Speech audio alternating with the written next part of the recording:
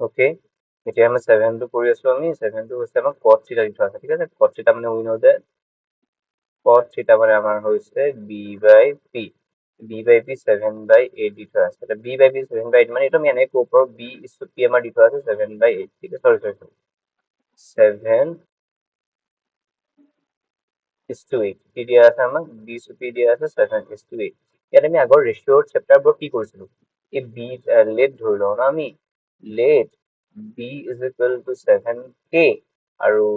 p is equal to 8k এটা বস্তু consider কৰিলো আৰু পাইথাগোৰাছ থিওৰেম মানে কি আছিলে a square is equal to p square plus b square ইয়াৰ পৰা আমি গম পাম h square টো ওলাই যাব h square মানে p square মানে হৈছে আমাৰ 8k 8k whole square আৰু p square মানে b square মানে হৈছে 7k whole square exactly এটা মানে 8k whole square মানে হৈছে 64 8 square 64 হৈ যাব k square হৈ থাকি যাব 7 square to 49 হৈ যাব আৰু k square হৈ যাব 64 plus 49 আমাৰ 113 হয় সম্ভৱ 113 আপনি k square টো আছে আপনি আছে আমাৰ h square ইয়াৰ পৰা আমাৰ h টো ওলাব √113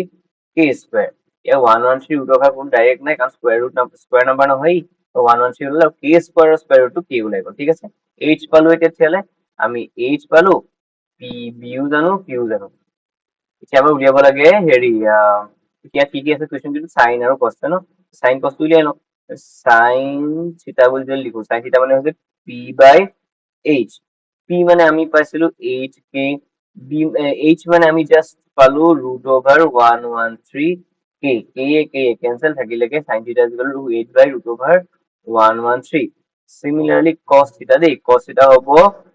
b/h এপেন থাকিলে কি থাকিলে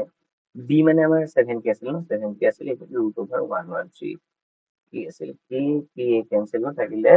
7/√113 now let's come to the first question কি আছে 1 plus sin theta 1 minus sin theta or 1 plus cos theta 1 minus cos theta ঠিক আছে ওকে ওকে আমি চাওঁ 1 plus sin theta 1 minus sin theta তলত 1 plus cos theta 1 minus cos এইটো কেনেবা a plus a minus এইটো a plus b into a minus b formula type লগা নাই যদি লাগিছে a plus b into a minus b ফৰ্মুলাটো কি আছিলে a square minus b square তো ইয়াতো মই লিখিব পাৰো যে 1 square minus sin theta whole square মানে sin square theta 1 square minus sin square theta আৰু same 1 square minus cos square theta এতিয়া কথাটো হ'ল 1 minus sin square theta মানে মই লিখিব পাৰো sin theta whole square আৰু cos square theta মানে মই লিখিব পাৰো 1 minus cos theta whole square just আমি চাইলে গম পাম sin theta আমি পালো 8/13 sin theta আমি পালো 8/13 sin theta আমি পালো 8/13 আৰু cos theta আমি পালো cos theta আমি পালো 7/13 ঠিক আছে জাস্ট ভ্যালু বহাই দিম 8/13 7/13 sin theta মানে 8/13 8/√113 মানে এনে পালো 1 minus 8/√113 whole square ইয়াতে আহিব 1 minus 7/, হয় নে cos টো আছিলে 7/, cos টো 7/, আছিলে নহয় cos টো 7/√113 আছিলে 7/√113 whole square এতিয়া আমি কি পাম 1 minus 1 টো ভালকে লিখো 1 minus 8 square মানে হ'ব 64 √113 square মানে হ'ব আমাৰ 113 at all mean divide line Dal 1 minus 49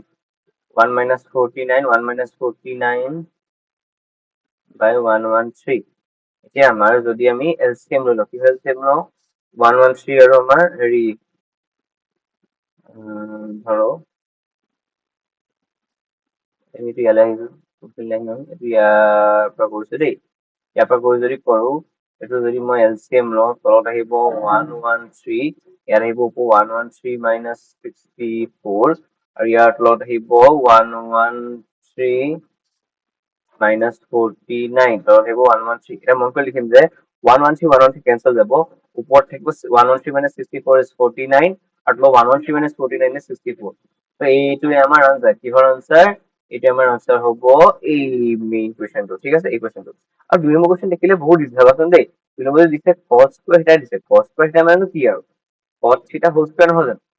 cos থিটা হোল স্কয়াৰ মানে ইয়াত তলত লিখিছো দেই এইটো। cos থিটা হোল স্কয়াৰ মানে কি? cos থিটা হোল স্কয়াৰ মানে হৈছে cos থিটা দিয়া আছে 7/8 বুলি, 7/8 হোল স্কয়াৰ মাৰিলে 7/8 হোল স্কয়াৰ মানে 49/64। চাবলৈ গ'লে দুইটা একেটা আনসাৰে ওলাইছে। তো সেইটোৱে আমাৰ আনসাৰ 2।